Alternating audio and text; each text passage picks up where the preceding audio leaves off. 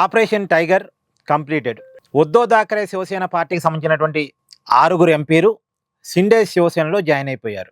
Join అవుతున్నారు అని మనం గత కొన్ని రోజులుగా వీడియోలు చేసాం. నిన్న కంప్లీట్ అయిపోయింది. షిండే శివసేనలో జాయిన్ అయిపోయారు. బాల్ థాకరే ఆశయాల కోసం పనిచేస్తాం అని చెప్పారు. సహజంగా ఎవరైనా చెప్పేది అదేగా. సరే, అది పక్కన పెడితే ఉద్ధవ్ శివసేన పార్టీ మాత్రం చాలా సీరియస్ అయింది. సంజయ్ రావత్ చాలా పెద్ద కామెంట్స్ చేశాడు. షిండేకి సర్జరీ జరిగింది, 6 ద్రోహుల్ని కన్నాడు అని మాట్లాడాడు. ఒకప్పుడు కెన్యా మహిళకి ఒక రికార్డు ఉండేది, 5 ద్రోహుల్ని కన్నది అని చెప్పేసి. ఇప్పుడు ఆ రికార్డుని తిరగరాశారు.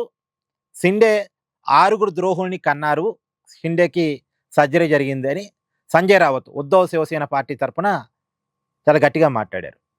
6 ఇళ్ల మీద దాడులు చేస్తామని కూడా ప్రకటించారు. బట్ ఈ 6 కూడా అంతే రివర్స్ కౌంటర్ ఇచ్చారు. వాళ్ళు మా ఇళ్ళ మీదకి వస్తే మేము వాళ్ళ ఇళ్ళ మీదకి పోతామని కూడా చెప్పారు. సరే, ఎవరి ఇళ్ళ మీద ఎవరు దాడులు చేసుకోవడం కరెక్ట్ కాదు, కానీ అది పక్కన పెట్టేస్తే మొత్తానికి శివసేన పార్టీ రెండోసారి చేరింది. కానీ చేరిన వాళ్ళంతా కూడా ఎక్కువగా సంజయ్ రావత్ని టార్గెట్ చేశారు. వాళ్ళు ఎవరు కూడా ఉద్ధవ్ థాకరేని టార్గెట్ చేయలే. ఒక విచిత్రం తెలుసా అండి, ఎప్పుడైనా ఒక పార్టీ నుంచి బయటికి పోయినప్పుడు ఆ పార్టీ హైయెస్ట్ లీడర్ని జనరల్గా టార్గెట్ చేయరు, చుట్టూ ఉన్న క్వార్టర్ని టార్గెట్ చేస్తారు. ఇప్పుడు వైసీపీ నుంచి బయటికి పోయిన వాళ్ళంతా జగన్ని ప్రధానంగా ఏం టార్గెట్ చేయరు. ఇప్పుడు విజయసాయిరెడ్డి చూడండి, జగన్ని టార్గెట్ చేయడు, సజ్జర్ రామకృష్ణారెడ్డిని టార్గెట్ చేస్తాడు. తర్వాత ఇప్పుడు మమతా బెనర్జీ పార్టీ నుంచి వచ్చిన వాళ్ళు కూడా మమతా బెనర్జీని టార్గెట్ చేయరు, ఆమె మేనల్లుని టార్గెట్ చేస్తారు. తర్వాత ఇప్పుడు ఈ శివసేన పార్టీ నుంచి బయటకు వచ్చిన వాళ్ళు కూడా ఉద్ధవ్ థాకరేని టార్గెట్ చేయరు, సంజయ్ రావత్ని టార్గెట్ చేస్తారు.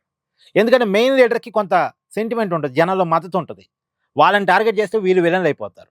అందుకని ఏం చేస్తారు, నాయకుడు మంచోడే కానీ నాయకుడు పక్కన ఉన్న చిత్రగుప్తుడు మంచోడు కాదు, అతని వాళ్ళు ఇతను చెడిపోతున్నాడు అని మొదలెడతారు. ఇదంతా సేఫ్ గేమ్ అనంట. ఇది కావాలని చెప్పే మాటలు ఇవన్నీ. ఉద్ధవ్ థాకరే అవును చిన్నపిల్లగాడా? కాదుగా. ఉద్ధవ్ థాకరే ఆయన సొంత డిసిషన్ ఆయన తీసుకోగలడు. సంజయ్ రావత్ వల్ల చెడిపోతున్నాడు, చెడగొట్టడానికి చిన్నపిల్లాడా?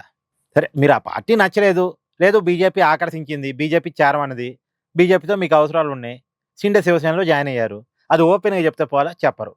మొత్తానికి శివసేన పార్టీ చీలిక అనేది రెండోసారి సంపూర్ణం అయిపోయింది. Please do like, share and subscribe this channel.